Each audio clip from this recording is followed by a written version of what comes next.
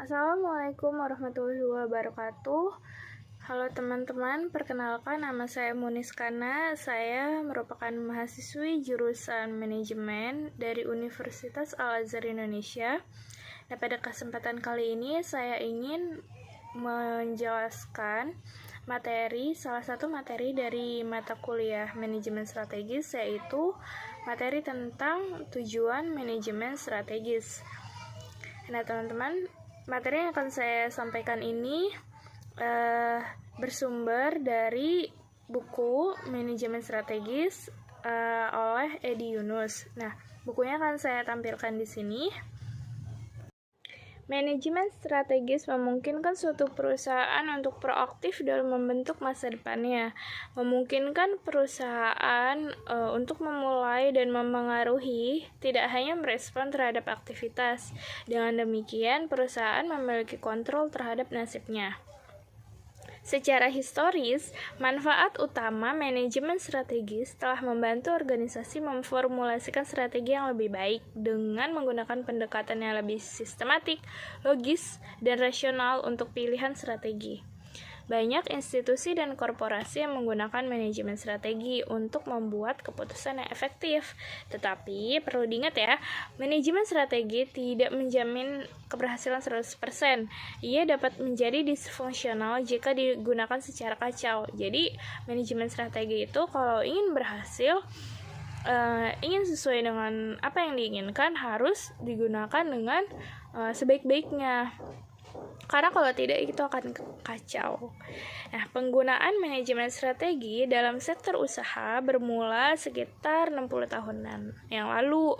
Menurut David, tahun 2004, dia menyatakan bahwa tahun 1960-an dan tahun 1970-an merupakan awal dari pengembangan konsep perencanaan strategi pada lembaga usaha. Nah, berbagai perusahaan besar pada tahun itu mempraktikkan hal tersebut, termasuk General Electric, yang kemudian mempopulerkan dalam bentuk penerbitan ilmiah. Konsep manajemen strategis berawal dari perencanaan strategi dulu.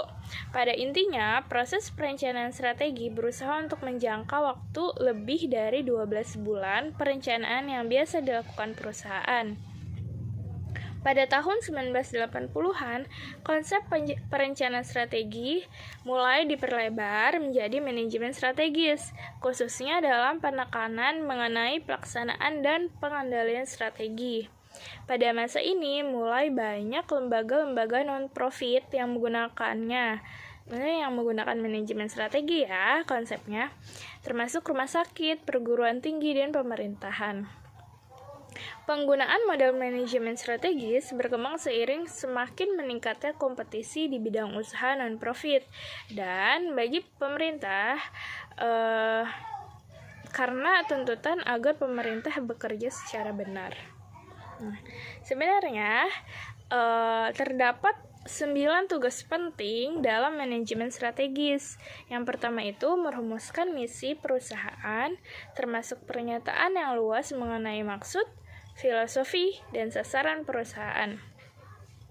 Yang kedua, ada tugas penting untuk melakukan suatu analisis yang mencerminkan kondisi dan kapabilitas internal perusahaan. Yang ketiga, ada tugas penting yaitu menilai lingkungan eksternal perusahaan, termasuk faktor persaingan dan faktor kontekstual umum lainnya.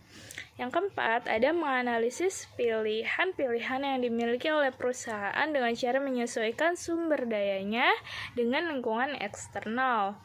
Yang tugas kelima yaitu mengidentifikasikan pilihan paling menguntungkan dengan cara mengevaluasi setiap pilihan berdasarkan misi perusahaan. Tugas keenam, memilih satu tujuan jangka panjang dan strategi utama yang akan menghasilkan pilihan paling menguntungkan tersebut. Tugas ketujuh, untuk mengembangkan tujuan tahunan dan strategi jangka pendek yang sesuai dengan tujuan jangka panjang dan strategi utama yang telah ditentukan.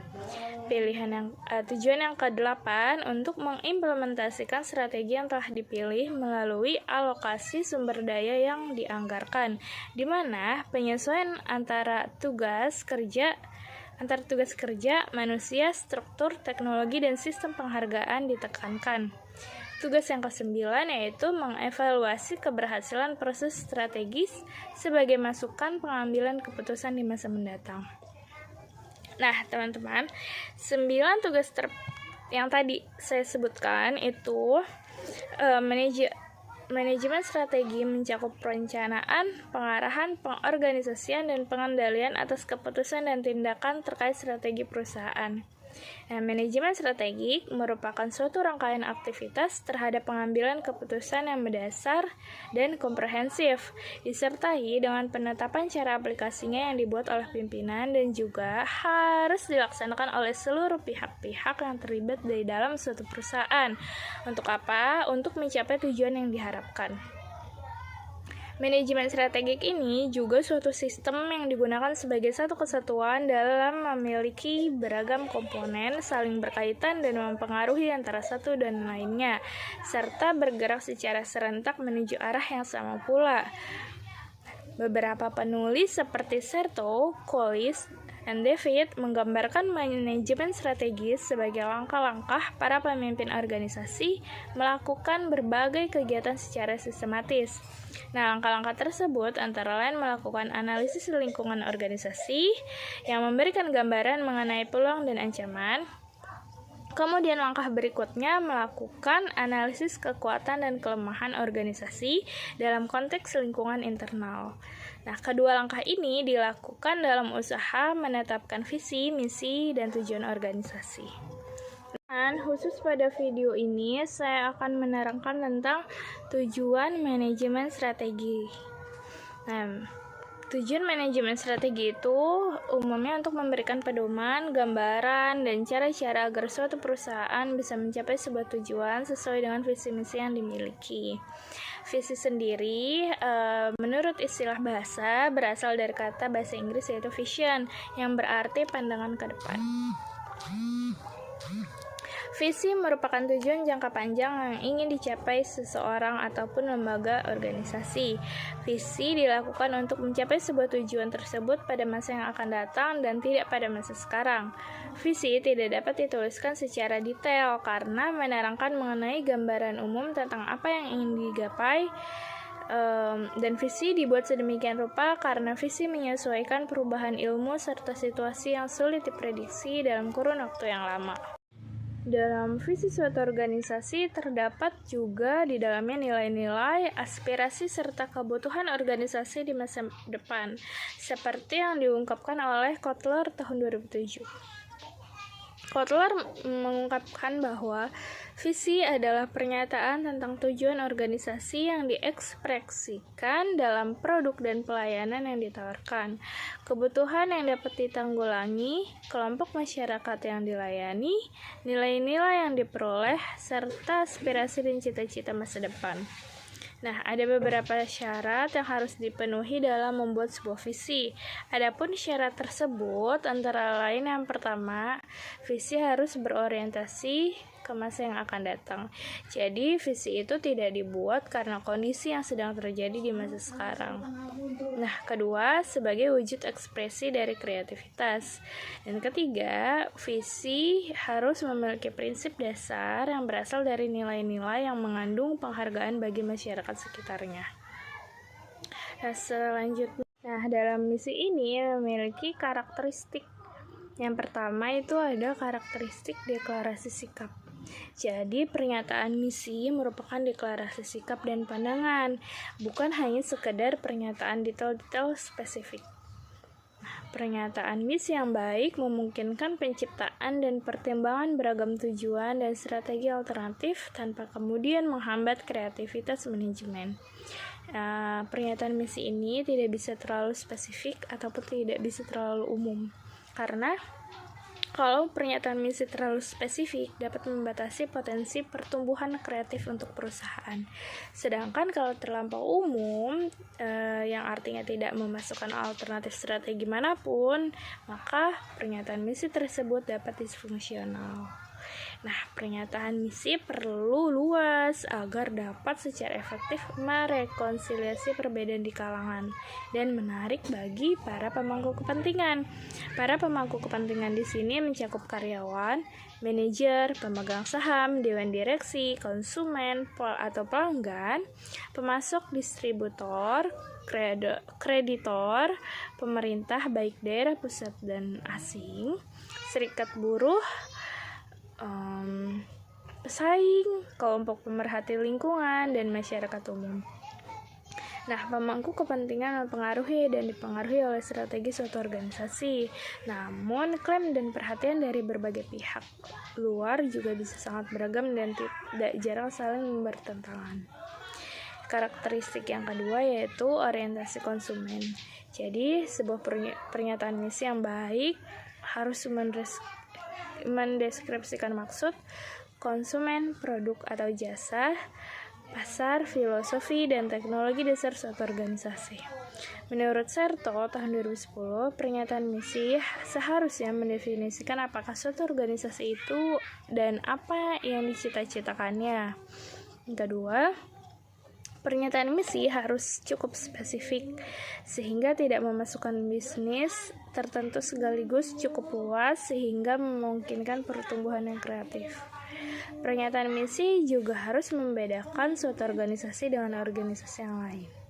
Pernyataan misi harus berfungsi sebagai kerangka kerja untuk mengevaluasi baik aktivitas masa kini maupun prospektif. Pernyataan misi harus diungkapkan secara cukup jelas agar dapat dipahami secara luas di seluruh lapisan organisasi. Pernyataan misi yang baik mencerminkan antisipasi akan konsumen. Alih-alih mengembangkan sebuah produk dan kemudian berusaha mencari pasar, filosofi yang berhasil dalam organisasi adalah identifikasi kebutuhan konsumen dan kemudian menyediakan produk atau jasa untuk memenuhi kebutuhan tersebut. Nah, pernyataan misi yang baik mengidentifikasi manfaat produk suatu perusahaan bagi para konsumennya. Itulah mengapa pernyataan misi perusahaan A, T, dan T berfokus pada komunikasi alih-alih telepon. Karakteristik selanjutnya yaitu deklarasi kebijakan sosial. Nah, masalah-masalah sosial memaksa para penyusun strategi untuk tidak hanya mempertimbangkan apa yang perlu dilakukan organisasi bagi para pemegang sahamnya. Tetapi jauh dari itu, pernyataan misi yang baik harus mengungkapkan apa tanggung jawab perusahaan terhadap konsumen, aktivitas lingkungan hidup, kaum minoritas, komunitas, dan kelompok-kelompok lainnya. Masalah tanggung jawab sosial muncul ketika suatu perusahaan menetapkan misi bisnisnya. Dampak masyarakat atas bisnis dan sebaiknya terus menguat dari tahun ke tahun. Kebijakan sosial secara langsung mempengaruhi konsumen perusahaan, produk dan jasanya, pasarnya, teknologinya, profitabilitasnya, konsep dirinya, dan citra publiknya. Nah, setelah pengertian visi dan misi tadi, selanjutnya kita akan bahas tentang perbedaan keduanya. Jadi, visi dan misi ini memiliki perbedaan. Nah, kalau visi, secara umum kita ingatnya, secara lebih mudah kita ingatnya yaitu what we believe we can be. Itu apa yang kita bisa jadi apa gitu. Nah, kalau misi yaitu what we believe we can do. Apa yang bisa kita lakukan. Jadi, kalau visi yang pertama itu merupakan suatu gambaran tentang masa depan perusahaan. Sedangkan kalau misi merupakan suatu cara yang harus dilakukan untuk mencapai visi. Nah, perbedaan yang kedua, kalau visi itu tujuan serta cita-cita yang ingin diraih sebuah perusahaan. Sedangkan kalau misi yaitu langkah-langkah yang akan dilakukan sebuah perusahaan dalam mencapai tujuan-tujuannya. Nah, kalau yang ketiga, visi itu bersifat jangka panjang dan umum. Sedangkan kalau misi bersifat detail atau khusus dan dapat dilakukan sesegera mungkin. Nah, dengan demikian, visi harus menjadi milik bersama dan diyakini oleh seluruh anggota organisasi. Sebagian besar praktisi dan akademisi manajemen strategis merasa bahwa suatu pernyataan misi yang efektif menampilkan 9 karakteristik atau komponen. Apa sih 9 karakteristik atau komponen itu? Nah, sebelumnya, kalau pernyataan misi merupakan bagian yang paling kasat mata dan umum dari proses manajemen strategis. Nah, kalau misi yang tadi harus ada 9 karakteristik. Yang pertama yaitu konsumen. Siapa konsumen perusahaan kita? Dalam misi harus menentukan konsumen sebuah perusahaan. Nah, yang kedua harus ada termasuk ke dalam produk atau jasa. Apakah produk atau jasa utama perusahaan kita? Yang ketiga, pasar. Secara geografis, di manakah perusahaan bersaing? 4, teknologi. Apakah perusahaan canggih secara teknologi? Apakah perusahaan kita canggih secara teknologi? Yang kelima, fokus pada kelangsungan hidup, pertumbuhan, dan profitabilitas. Jadi, apakah perusahaan kita berkomitmen terhadap pertumbuhan dan kondisi keuangan yang sehat? Yang keenam, filosofi. Apakah keyakinan, nilai, aspirasi, dan prioritas etis dasar perusahaan kita? Ketujuh, konsep diri. Apakah kompetensi khusus atau keunggulan kompetitif utama perusahaan kita? Kedelapan, fokus pada citra publik. Apakah perusahaan kita responsif terhadap masalah-masalah sosial, komunitas, dan lingkungan hidup? Yang kesembilan, fokus pada karyawan. Apakah karyawan dipandang sebagai aset perusahaan yang berharga? Nah, misi harus seharusnya memasukkan semua komponen penting yang tadi saya sebutkan, tapi banyak perusahaan juga yang tidak memasukkan 9 komponen tersebut, hanya beberapa saja. Contoh dari visi misi perusahaan PT Unilever Indonesia. Jadi PT Unilever Indonesia itu memiliki visi yaitu to become the first choice of consumer, customer, and community. Nah, misinya yaitu untuk mewujudkan visi tadi, untuk mewujudkan menjadi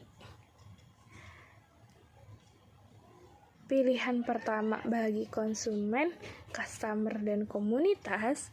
PT Unilever Indonesia memiliki misi yaitu langkah-langkahnya menjadi yang pertama dan terbaik di kelasnya dalam memenuhi kebutuhan dan aspirasi konsumen.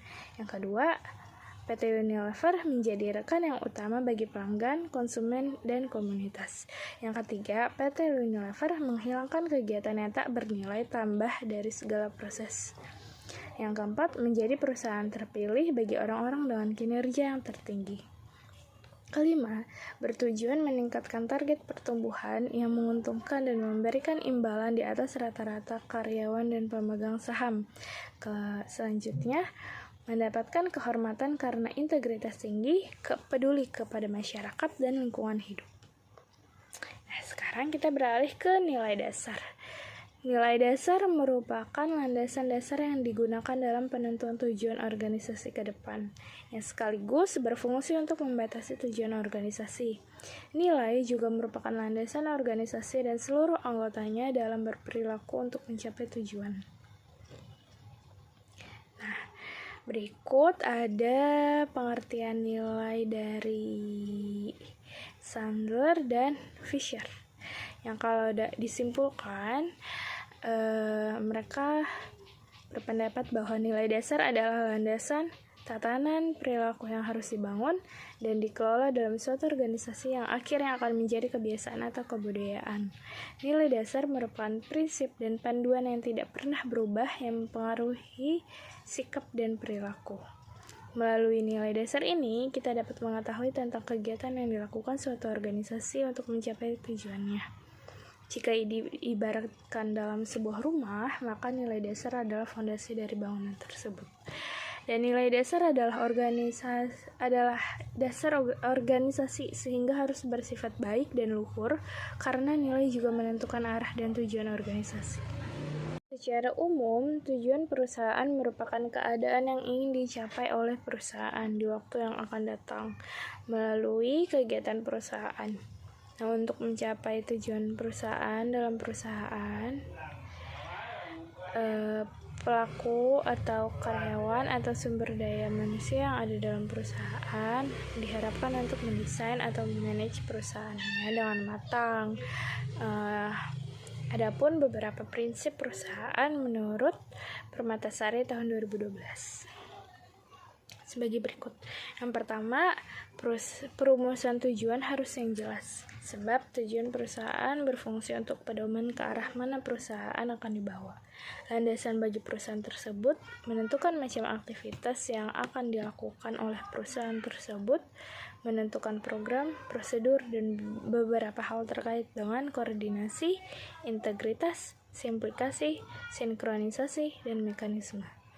Nah, prinsip yang kedua yaitu pembagian tugas dan pekerjaan. Jadi, dalam perusahaan itu untuk mencapai tujuan perusahaannya, karyawan-karyawan ini atau staff-staff yang ada di dalam perusahaan itu harus dibagikan tugas dan pekerjaan yang bisa disebut sebagai job description.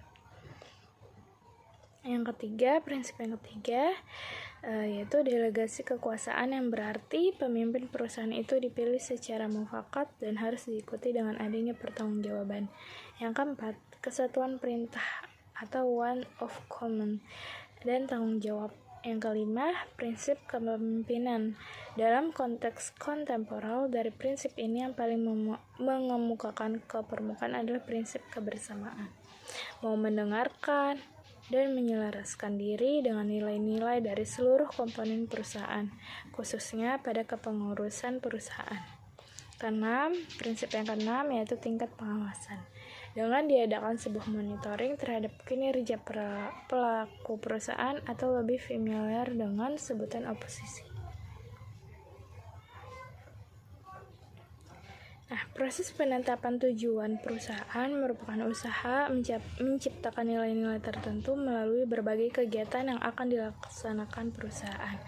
Ada 6 unsur dasar yang melatar belakangi penetapan tujuan organisasi, yaitu yang pertama, barang dan jasa yang diproduksikan akan dapat memberikan berbagai manfaat paling sedikit sama dengan harganya. Yang kedua, barang dan jasa dapat memuaskan konsumen atau langganan. Ketiga, teknologi yang digunakan dalam proses produksi akan menghasilkan barang dan jasa dengan biaya dengan kualitas bersaing. Keempat, kerja keras dengan dukungan sumber dayanya, perusahaan dapat beroperasi dengan baik. Yang kelima, pelayanan manajemen akan memberikan public image yang menguntungkan, sehingga mereka bersedia menanamkan modal dan menyumbang tenaganya untuk membantu kesuksesan perusahaan tersebut. Keenam, perusahaan mempunyai konsep diri, self-concept, yang dapat dikomunikasikan dan ditularkan kepada karyawan dan pemegang saham organisasi. Nah, apa sih sebenarnya alasan perusahaan harus mempunyai tujuan? Kenapa gitu? Mengapa? Yang pertama, alasannya itu membantu mendefinisikan perusahaan dalam lingkungannya. Kedua, membantu mengkoordinasi keputusan dan pengambilan keputusan. Ketiga, menyediakan norma dan menilai pelaksanaan prestasi perusahaan. Yang keempat, tujuan perusahaan bermanfaat untuk merupakan sasaran yang nyata daripada pernyataan misi. Nah, suatu perusahaan yang tidak dapat bertahan tidak akan mampu memenuhi tujuan dari para pemangku kepentingannya. Nah, menurut Robbins dalam Kusdi buku tahun 2009, tujuan-tujuan perusahaan mengacu pada tujuan-tujuan akhir perusahaan dan cara-cara mencapainya. Oleh karena itu, ia berpendapat bahwa tujuan-tujuan perusahaan merupakan bagian dari strategi. Nah, tujuan perusahaan terdiri atas 2, yaitu tujuan resmi dan tujuan operasional. Tujuan resmi biasanya dikemukakan melalui bahasa yang umum dan cenderung abstrak, sebagaimana lazim kita temukan pada buku panduan perusahaan, laporan tahunan, dan pernyataan-pernyataan resmi para eksekutif atau juru bicara perusahaan. Sementara tujuan operasional berkaitan langsung dengan kebijakan dan prosedur operasional yang sesungguhnya dari suatu unit atau jabatan tertentu. Tujuan-tujuan operasional tidak jarang menjadi tolak ukur dalam mengevaluasi kinerja unit atau individu, seperti misalnya pada program MBO dan TKM. Tidak selamanya perusahaan-perusahaan memiliki tujuan yang koheren atau selaras ya, satu sama dengan yang lain. Perusahaan-perusahaan dewasa ini dihadapkan pada tuntutan stakeholder yang berbeda-beda. Sebagian besar perusahaan selalu menghadapi tujuan yang beragam dan tidak jarang saling berbenturan. Mekanisme perusahaan adalah dengan menciptakan unit atau bagian khusus dari perusahaan untuk menangani tuntutan hubungan eksternal perusahaan dengan masyarakat, pemerintah, dan lain-lain. Atau customer service dibuat untuk menangani hubungan perusahaan dengan pelanggan. Sekarang kita kan tadi udah bahas visi, misi, tujuan, nilai. Sekarang kaitan antara visi, misi, tujuan, dan strategi perusahaan. Jadi, visi, misi, dan tujuan perusahaan mempunyai korelasi dengan strategi perusahaan. Korelasi ini dapat dilihat dari peran visi, yaitu mencerminkan alasan kuat tentang keberadaan suatu perusahaan. Sedangkan tujuan merupakan pernyataan yang berhubungan dengan standar produksi, pasar, dan keuangan yang ingin dicapai oleh perusahaan. Tadi kan kita udah membahas visi, misi, nilai, dan tujuan perusahaan. Kita saat ini akan membahas kaitan antara visi, misi, tujuan, dan strategi perusahaan. Visi, misi, dan tujuan perusahaan mempunyai korelasi dengan strategi perusahaan. Korelasi ini dapat dilihat dari peran visi, yaitu mencerminkan alasan kuat tentang keberadaan suatu perusahaan. Misi, yang merupakan pernyataan manajemen mengenai gambaran seluruh perusahaan, sedangkan tujuan merupakan pernyataan yang berhubungan dengan standar produksi, pasar, dan keuangan yang ingin dicapai oleh perusahaan. Dari ketiga instrumen ini menghasilkan strategi perusahaan yang meliputi bauran produk, target pelanggan, metode produksi, dan berbagai keputusan-keputusan manajerial lainnya. Strategi digunakan untuk menentukan atau mewujudkan visi dan misi suatu perusahaan dan membagi-bagi sumber daya yang diperlukan untuk mencapai tujuan perusahaan.